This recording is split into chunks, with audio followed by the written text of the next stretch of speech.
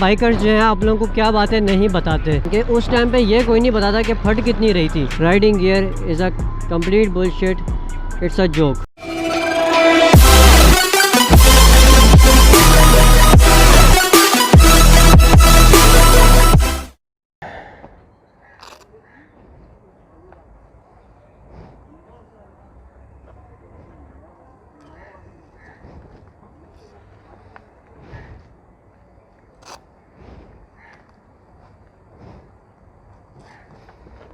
इसको निकालेंगे कैसे, भैंस की दुम।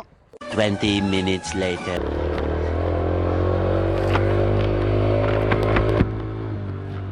अस्सलामुअलैकुम, कैसे हैं सब लोग। लास्ट व्लॉग को आप लोगों ने देख लिया होगा। आज हम कॉलेज से वापसी जा रहे हैं। लास्ट व्लॉग मतलब क्या देख लिया होगा, Q&A वाला शायद अभी ना डाला हो, शायद डाला हो। ये वीडियो जो है उससे पहले रिकॉर्ड कर रहा हूँ। Q&A का मेरा प्लान कुछ ऐसा था कि मैंने बाइक वॉश करनी थी और उसके साथ साथ जो है वो मैंने Q&A करना था, लेकिन सीन ये हुआ है कि टाइम की शॉर्टेज की वजह से थोड़ा सा बिज़ी स्केड्यूल था, तो बाइक हमने करवा ली थी वॉश। अभी बाइक के अंदर थोड़ा सा कूलेंट डलना है, बाइक के अंदर कूलेंट डलेगा, उसके बाद जो है वो इंशाल्लाह ट्रैक के लिए रेडी होगी। ट्रैक तो नहीं, खैर हम सिटी राइड करते हैं। जो नहीं देख रहा हूँ, जो पहली दफ़ा है उनको पता होगा, उनको बताने के लिए। बाकी सबको तो तकरीबन पता ही है जो देख रहे हैं। तो इसके बाद इंशाल्लाह बाइक होगी तैयार निकालने के लिए। पेपर्स हो रहे थे जैसा कि मैंने बताया होगा। बहुत शोर है। चलो चाचा, बगैर नंबर प्लेट के। तो बेसिकली बाइक रेडी करने में जो ना थोड़ा सा वो मामला था, तो ये सारा सीन चल रहा था। पेपर्स हो रहे थे CI के, तो हमने थोड़ा सा गैप ले लिया था। तकरीबन 2 महीने का गैप आ गया। तो इंशाल्लाह अब हम कोशिश करेंगे एटलीस्ट वीक के अंदर एक वीडियो बना के डाल दिया करें। ये मैं इसलिए कह रहा हूँ कि पहले मैंने ये सोचा था कि एटलीस्ट एक वीक के अंदर जो है ना 2 वीडियोज़ आनी चाहिए, लेकिन वो क्या हुआ कि स्केड्यूल की वजह से जो है उनके कॉलेज को मैनेज करना, बाकी कामकाज मैनेज करना, उसके बाद व्लॉगिंग, आपको पता है एडिटिंग में इतना टाइम लगता है, इन सब चीज़ों को मैनेज करने में बहुत टाइम लग जाता है। तो ये सीन है।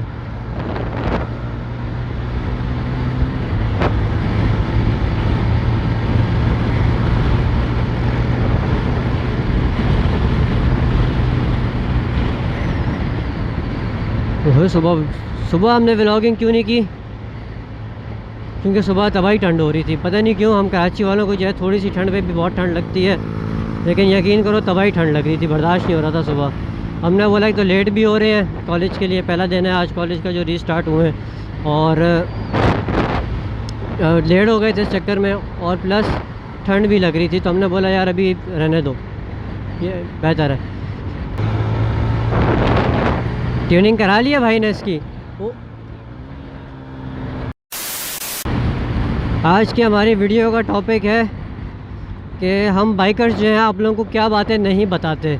ठीक है, बहुत सारी ऐसी बातें जो हम आप लोगों के साथ शेयर करते हैं, बहुत सारी बातें ऐसी शेयर नहीं की जाती, क्योंकि देखो जब कोई बच्चा पैदा होता है उसको हर बात नहीं बताई जाती, ना हर बात बताने वाली होती है। तो इसी तरीके से जब आप बाइकिंग पे नहीं एंटर हुए होते या न्यू एंटर होते हैं, तो हम बाइकर्स जो है कोशिश करते हैं कि कुछ चीज़ों से आपको जो है आगाह ना किया जाए, कुछ बातें बेहतर है कि ना बताई जाए।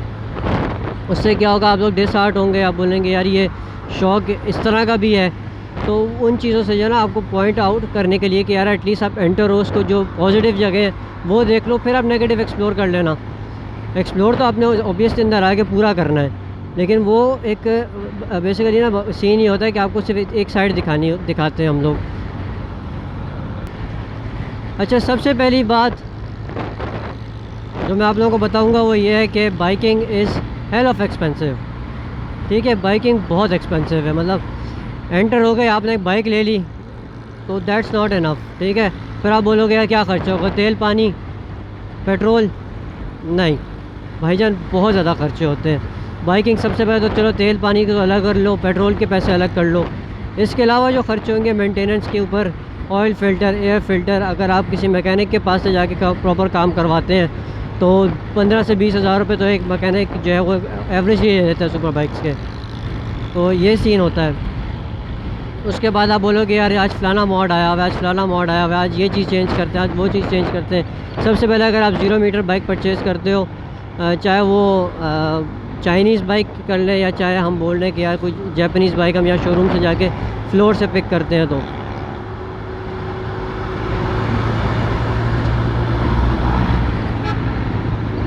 उसका सीन ये होता है कि आप जब बाइक चलाना शुरू करते हैं सबसे ज़्यादा बोलोगे यार इसका साउंड नहीं आ रहा, मज़ा नहीं आ रहा उसका। आप एग्जॉस्ट चेंज कर लेते हो, रफली 10 से 15 हज़ार रुपये का ख़र्चा एग्जॉस्ट चेंज करने में, उसके पाइप्स वगैरह लाने में हो जाएगा। उसके बाद आप बोलते हो यार ये जो ग्रिप्स हैं इनको भी चेंज करते हैं, मिरर लगाते हैं, वाइज़र चेंज करते हैं। इन सारों को जब आप ऐड अप करोगे ना, एक हेफ्टी अमाउंट बन जाता है। उसके बाद कुछ अर्से बाद आप बोलोगे यार ये चीज़ ना मुझे कंफर्टेबल नहीं लग रही, क्योंकि आफ्टर मार्केट्स के अंदर ना बहुत बड़ा गंदी होता है। मेरी 1 to 5 अभी तक प्रॉपर्ली स्टॉक क्यों है? क्योंकि यार अगर मैं इसके अंदर कोई भी चीज़ चेंज करता हूँ ना, स्पेशली लीवर्स हो गए या ये ग्रिप्स हो गई, तो वो थोड़ा सा तंग करती हैं। एग्जैक्टली तो इस चीज़ के लिए नहीं ना बनी हुई, वो उनका मकसद ये नहीं है, तो ये करती हैं तंग। वो फजूल का ख़र्चा करने का फ़ायदा नहीं। ना मेरा इस पर एग्जॉस्ट लगा हुआ है ना। हाँ ये है कि मैंने सोचा मैं हैंडल चेंज करवाऊँगा, तो कुछ चीज़ें तो ये हो गई। तो biking is hello of expensive ना। इसके बाद हम दूसरी बात करते हैं, नंबर 2 पे हम बोलते हैं कि यार आपको ओ ओ ओ ओ ओ चाचा इजी आ ही नहीं रहे भाई। चाचा लड़का है कोई?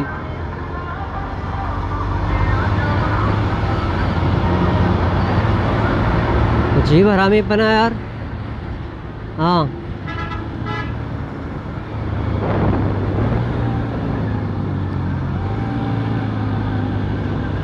रेव मैचिंग भाईजान, रेव मैचिंग हो रही है। दूसरी बात मैं ये कहूँगा कि आपको जो है ना एक सेंस ऑफ स्पीड फील होती है बहुत। मतलब हम सेंस ऑफ स्पीड तो नहीं कहेंगे, बेसिकली हम ये कहेंगे कि यार आप बहुत ज़्यादा जब आप मैक्सिमम स्पीड के ऊपर जाते हैं ना, जो आपकी लिमिट से बाहर होती हैं, तो आपको खौफ आता है। ठीक है, अब आपने ये बहुत टाइम सुनी होगी कि यार इस बंदे ने 300 की स्पीड मारी है या 250 किलोमीटर पर आवर तक गया वो बंदा अपनी सुपर बाइक को लेके, या बड़े फ़ख्र से हम बताते हैं मैंने आज 170 किलोमीटर पर आवर की स्पीड मारी थी, जो मेरा रिकॉर्ड है।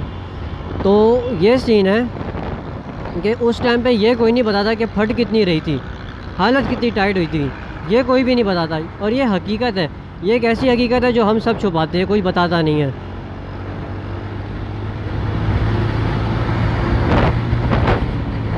उस टाइम पे भाईजान बहुत ज़्यादा सख्त हालत हुई हुई होती है, आपको एक स्पाइरल की तरह जो है वो आगे का नज़र आ रहा होता है जब आप स्पीड काफ़ी तेज़ होती है ना। देखिए अब ये गाड़ी ऐसी लगती है जैसे खड़ी हुई हैं या रिवर्स ले रही हैं, इतने जब आप तेज़ होते हैं ना कि गाड़ियाँ पीछे आती लग रही थी, तो आपको खौफ आना शुरू होता है।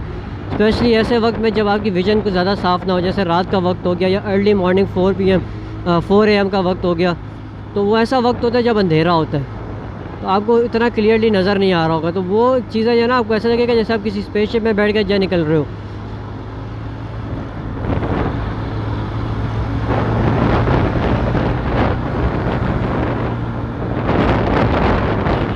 तो ये फ़ील जो है ना, ये आपको जो है वो थोड़ा सा तंग करेगी। तंग क्या करेगी, बेसिकली ये एक रियलिटी है जो हम आपको नहीं बताते कि यार जब आप बेसिकली अब आपने चलानी शुरू की है, अब आपने मैक्सिमम कितनी स्पीड तक जाना है, बहुत ज़्यादा आपकी लिमिट होगी, आप इसके ऊपर 100 किलोमीटर पर आवर तक चले जाएंगे, जो हम स्पोर्ट्स बाइक की बात कर रहे हैं। तो आपने कोई आते साथ तो बाइक को 300 तक लेके जाना नहीं है, तो आपको वो चीज़ बताने का फ़ायदा कुछ नहीं है। तो ये आप खुद एक्सपीरियंस करते हैं और आपको पता लगता है कि यार ये कितना खौफज़दा माहौल होता है जब आप एक्सट्रीम स्पीड के ऊपर जा रहे होते हैं। तो कहीं ना कहीं तो इंसान के अंदर ये चीज़ है ना कि यार अपनी लाइफ के लिए जो आपको खौफ फील होता है, जितने भी आप अच्छे राइडर हो जाए, ये चीज़ आपके अंदर कहीं ना कहीं रहती है। हाँ अमाउंट कम ज़्यादा हो जाती है, लेकिन रहती ज़रूर है यार। बस वालों से वैसे ही खौफ आता है मुझे, क्या बात है यार। मैं तो डर गई। बाइक पटाखे मार रही है। थर्ड थिंग, तीसरी ऐसी क्या चीज़ है जो कि हम बाइकर्स आपको नहीं बताते? राइडिंग गियर, जो कि हम यूजुअली पाकिस्तान में यूज़ कर रहे हैं। Riding gear is a complete bullshit, it's a joke. अब इससे पहले कि कमेंट्स में सारे मुझे क्रिटिसाइज़ करने के लिए आ जाए कि यार ये क्या बोल रहे हो तुम, मैं आपको ये चीज़ बताता हूँ कि यह सीन सारा है क्या। भाईजान देखो, सीन ये है, riding gear how it is a joke. Riding gear joke इस तरीके से है, या किस तरीके से मैं कह रहा हूँ कि it's a total BS। Basically scene ये है कि राइडिंग गियर जो है ना, आपको सिर्फ़ और सिर्फ स्क्रैचेस से बचा सकता है, अनलेस कि आप फुल सूट ले लें। फुल सूट वो भी जो मेरे ख़्याल में अभी रिसेंटली डॉक्टर ज़ीशान ने ली है, जो जैकेट ली है जिसके अंदर एयर बैग लगता है, उनके पास लगा हुआ नहीं है, लगता है, वो शायद आपको कहीं ना कहीं प्रोटेक्ट कर सके। अदरवाइज़ राइडिंग गियर, अगर आपको देखें एक्सीडेंट्स की ना किस्म होती हैं मुख्तलिफ़, जो हम स्पेशली स्लिप आउट होते हैं ना रोड पे, हम उसको कहते हैं कि यार ये लो स्लाइड हो गया या हाई स्लाइड हो गया। इसके ऊपर मैं आपको ज़्यादा डिटेल में बताऊंगा नहीं, बहरहाल ये दो मेन टाइप्स होती हैं कि लो स्लाइड और हाई स्लाइड की। और इनके बारे में जो है ना, आप चाहें तो रिसर्च कर लें, आपको आइडिया हो जाएगा कि मोटरसाइकिल पे लो स्लाइडिंग किसको कहते हैं, हाई स्लाइडिंग किसको कहते हैं। ऊपर की बात बता देता हूँ। अगर बाइक यूँ स्लिप आउट हो जाए जिसमें आप डायरेक्ट ज़मीन के साथ जाके लग जाए, that is a low slide. और हाई स्लाइड वो होती है जिसमें बाइक भी ज़मीन से उछल जाए और आप मतलब राइडर और बाइक दोनों हवा में हो, that is basically a high slide. Low slide में जो है आपका राइडिंग गियर आपको स्लाइड होने से प्रोटेक्ट कर सकता है। आपका हेलमेट आपको स्लाइड होने से प्रोटेक्ट करेगा। अगर आपका सर कहीं जाके टकराता है, इस चीज़ की गारंटी हरगिज़ नहीं है कि आपका हेलमेट प्रोटेक्ट करता रहेगा in case of A death. ठीक है, 100 किस्म की चीज़ होती है, डेथ कॉज कर सकती हैं। अगर देखो मिसाल के तौर पे आपका सर जाके किसी दीवार के साथ इतने प्रेशर से लगता है कि आपकी जो है वो गर्दन की हड्डी टूट जाती है। मिसाल के तौर पे गर्दन तो आपकी प्रोटेक्टेड नहीं है, हेलमेट तो सिर्फ सर प्रोटेक्ट कर रहा है, द स्कल और वो सारा कुछ प्रोटेक्ट कर रहा है। गर्दन की हड्डी टूटने से जो इसके अंदर से नर्व्स गुजर रही होती है, जिसको हम उर्दू में हराम मगज़ कहते हैं, हराम मगज़ जिसको कहते हैं, बेसिकली वो अगर डैमेज हो जाए, आप पैरालाइज़ हो गए, या इस तरह के जो केसेस होते हैं, ग्लव्स वगैरह उतर जाते हैं, फट जाते हैं, स्क्रैचेस फिर भी आती हैं। मेरे जो एक्सीडेंट्स हुए हैं, जो मेरे एक्सपीरियंसेस हैं, उनके मुताबिक जो है बेसिकली आपके जो ग्लव्स हैं ना, वो ख़त्म होने के बाद आपको जो रगड़ लगती है ना, वो आपके जिस्म को जला देती है। चाहे आपने जो है वो सूट पहना हो, नहीं सूट में थोड़ा सा ना लेदर होता है तो आपको प्रोटेक्शन देता है, लेकिन अगर आप लंबी स्लाइड पे जा रहे हैं, लंबी स्लाइड हो रही है, तो इन दैट केस जो है वो आपको सूट भी कितना प्रोटेक्ट करेगा। तो मैं इसलिए कह रहा हूँ कि यार riding gear is a total myth. लेकिन अगर आपको स्लाइड होने से तो वो सेफ़ रख ही रहा है ना। चलो आपकी जान नहीं बचा पाएगा, शायद ना बचा पाए, शायद आपका बाजू टूट जाए, कोई हड्डी डैमेज हो जाए। देखो ये ग्लव्स मैंने पहने हुए हैं, ये सिर्फ मुझे खराश लगने से बचाएंगे, मेरा हाथ टूटने से ये नहीं बचा सकते मुझे। या अगर मैंने नी पैड पहना हुआ है, नी पैड के अंदर अगर जाके मिसाल के तौर पे बाइक का जो फ्रेम स्लाइडर होता है या फ्रेम प्रोटेक्टर जिसे हम कहते हैं, वो लगा हुआ और वही मेरी टांग पे लग जाए, या जो स्टंट बाइक्स वाले यूज़ करते हैं पूरी रॉड्स जो होती हैं वो लग जाए। बेशुमार वीडियोस पड़ी हुई हैं इस तरह की बाहर, इस तरह के इवेंट्स हुए हैं। और वो कह रहे हैं जी मैंने किट पहनी हुई थी, उसके बावजूद हमारा ये हाल है। उस बंदे की टांग के अंदर इतना मोटा सुराख हो गया, पाइप जितना, मसल में। तो ये चीज़ें जो ना ये हैं। तो riding gear is a joke. आपको कुछ लिमिट तक वो सेफ़ रखेगा, अदरवाइज़ वो सेफ़ नहीं रखेगा। बहुत ट्रैफिक है यार।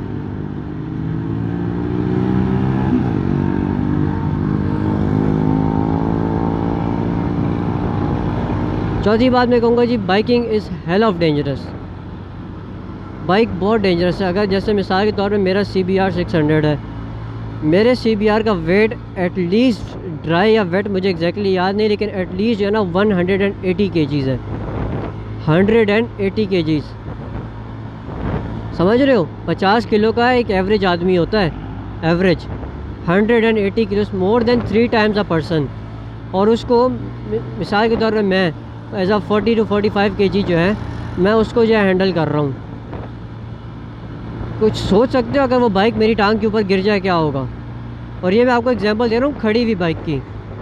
जाते हुए टायर का कोई मसला हो गया, या ब्रेक फेल हो गई हाई स्पीड के ऊपर, जैसे मेरा जो है ब्रेक लीवर गिर गया था, इस तरह का कोई सीन हो गया, तो वो तो अलग ही माहौल है ना फिर। तो इस तरह के मसले मसाइल हाँ हम प्री चेक करके निकल सकते हैं, ये हम कर सकते हैं। लेकिन कितना क्या क्या चीज़ चेक करोगे आप? कुछ ना कुछ मिसिंग हो जाती है। उसके बाद आपको क्या गारंटी कि आप जब रोड पे निकल रहे हो तो क्या आप सेफ़ होगे नहीं। गाड़ी बहुत सेफ़ है इस माहौल के हवाले से, लेकिन बाइकिंग और स्पेशली स्पोर्ट्स बाइक्स हो गई जो हाई स्पीड होती है। देखो हाई स्पीड वाली बाइक के ऊपर क्या होता है, आप प्रोवोक होते हो कि यार मैंने जो है ये काम करना ही करना है। आप देखो रोड पे निकली उस बाइक को लेके इस मकसद के लिए ना कि I would go over the speed limit. तो इन चीज़ों में ना बहुत ज़्यादा ख़तरा होता है, स्पेशली पाकिस्तान जहाँ पे कोई लॉ इतना इम्प्लीमेंट होता नहीं है। थोड़ा जल्दी नहीं आ गए हम?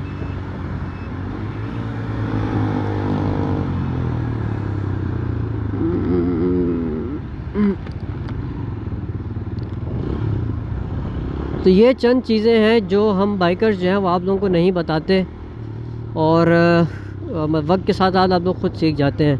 अगर आप लोग चाहते हो कि यार इसका पार्ट 2 भी बने और इसके ऊपर प्रॉपर डिस्कशन हो, तो